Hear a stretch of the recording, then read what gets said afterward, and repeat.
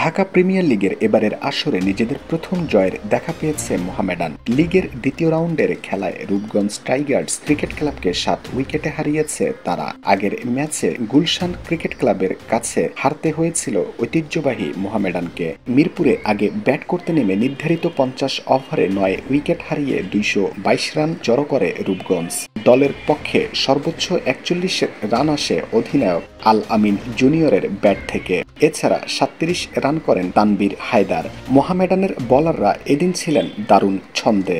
ইবাদত হোসেন, তাইজুল ইসলাম ও মেহেদী হাসান মিরাজ পান 2টি করে উইকেট। 1টি করে উইকেট পান আবু হায়দার, রনি, মুশফিক হাসান ও রনি তালুকদার। জবাব দিতে নেমে পঞ্চম ওভারে অধিনায়ক তামিম ইকবালকে হারিয়ে ফেলে মোহামেডান। 17 বলে 14 রান করে তিনি বিদায় নেন। 44 বলে 36 রান করেন আরেক ওপেনার রনি তালুকদার।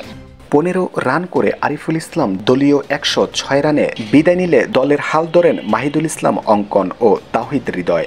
দুজনের 119 রানের জুটিতে 74 বল হাতে রেখেই মোহামেডান জয় নিশ্চিত করে। অঙ্কন 97 বলে 81 ও হৃদয় 47 বলে 74 রান করে অপরাজিত থাকেন।